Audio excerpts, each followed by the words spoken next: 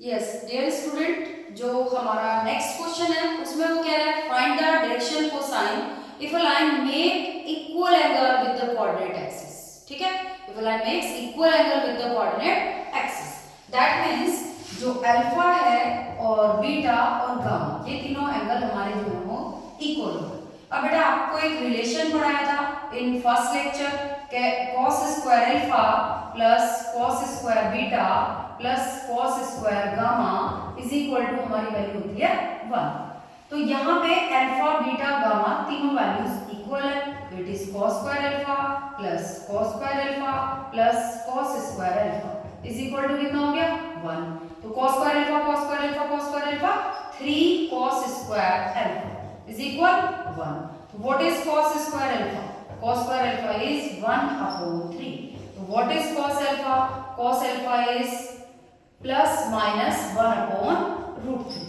Okay बेटा, तो जो डायरेक्शन कोसाइंस है वो आपके 1 upon plus minus 1 upon root 3, first भी सेकंड भी एंड थर्ड भी all are equal to plus minus 1 upon root 3। Clear हो पाएगा आपको ये? ओके यस बेटा, जो हमारा नेक्स्ट क्वेश्चन है थर्ड, उसके अंदर गिवन है हमारे पास the direction ratios are -18, 12 and -4। तो what are the direction cosines? तो हमने लेक्चर 1 में फॉर्मूला पढ़ा था अपना L is equal a upon root of a square plus b square plus c square. तो what is a here?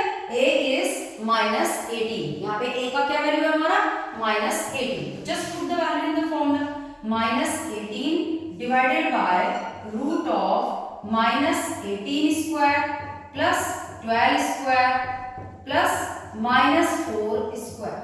Why? Because here a is -18, b is 12, c is -4.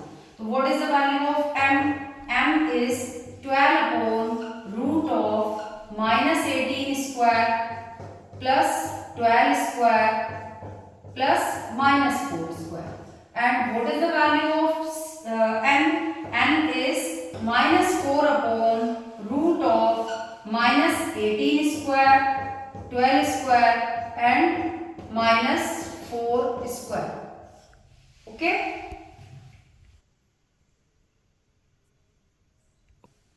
हाँ ठीक है बेटा, अब इसको आप सिंप्लीफाई कर लेंगे। -18 स्क्वायर होता है 324, 12 स्क्वायर 144, 4 स्क्वायर 16।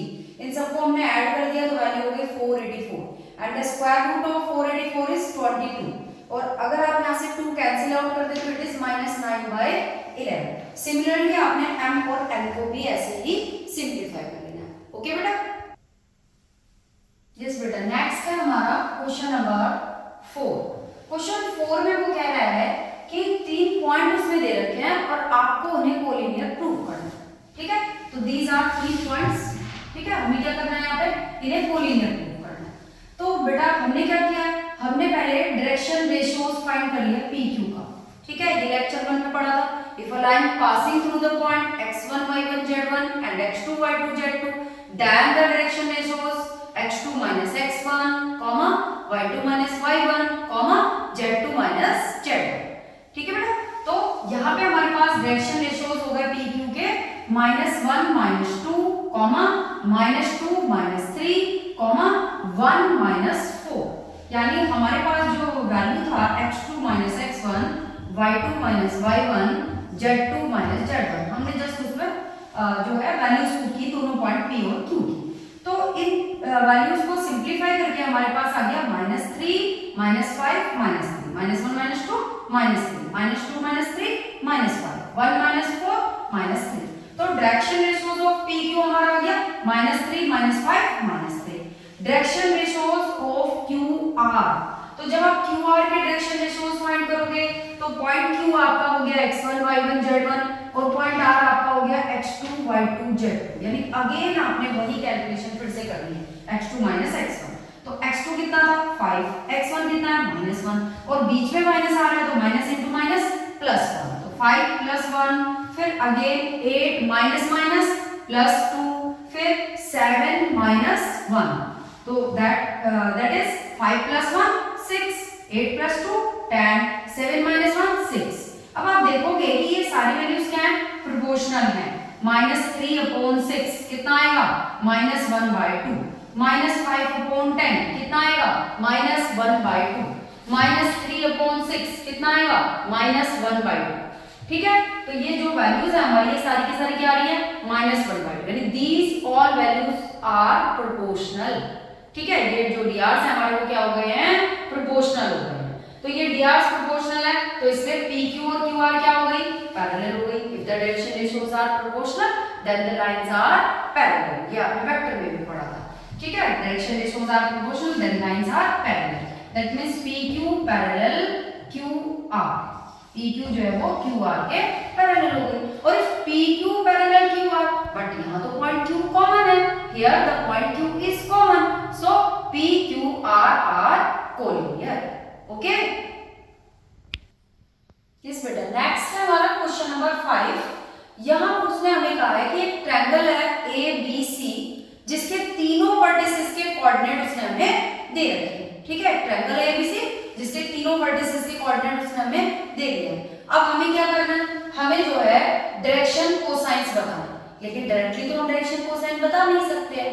ठीक है, कैसे बताना पड़ेगा, पहले हमने डायरेक्शन रेशियोज फाइंड, क्या करना है, पहले हमें डायरेक्शन रेशियोज फाइंड करना है।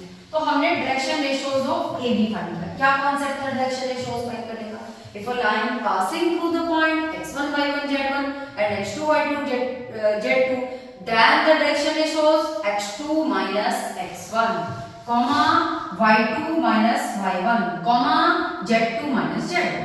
तो here x2 is -1, x1 is 3, तो -1 minus 3, 1 minus 5 and 2 minus +4. So जो डायरेक्शन रेशियोज है हमारे वो क्या हो गए, -4 and 6। ठीक है, अब हमें क्या बताना है, डायरेक्शन कोसाइन। हमने क्या पढ़ा, L is equal A/√A² + B² + C²। तो here what is the value of A? A is -4। क्या वैल्यू है यहाँ A की, -4। तो -4 डिवाइडेड बाय √(-4²), B का वैल्यू -4, अगेन -4² + 6²। ठीक है, तो इसको आप सिंपलीफाई कर लेंगे तो ये आपका पहला डायरेक्शन कोसाइन आ गया। अब आपने फाइंड करना है m, तो m कितना हो जाएगा बेटा, -4/√(-4² + 6²। सिमिलरली ऐसे ही आपके पास वैल्यू आ जाएगी n is equal 6/√(-4² + 6²। ठीक है, बिल्कुल ऐसे ही आपने जो लाइन है BC, पहले उसके डायरेक्शन रेशियोज फाइंड करने हैं, again by using the formula x2 - x1, y2 - y1, z2 - z1। और फिर आपने लाइन BC के डायरेक्शन कोसाइन फाइंड करने हैं by using the formula of L, M and N। Okay, फिर हाँ बेटा, ऐसे ही आपका फिर AC के डायरेक्शन रेशियोज फाइंड हो गए, सिमिलरली जैसे आपने BC फाइंड किया था। ओके, तो ये आपका क्वेश्चन जो है इस टाइप से आपका कंप्लीट हो गया, क्लियर हो गया आपको। ठीक है, नेक्स्ट वीडियो में जो है हम जो लाइन है उसके बारे में डिस्कस करेंगे। ओके बेटा।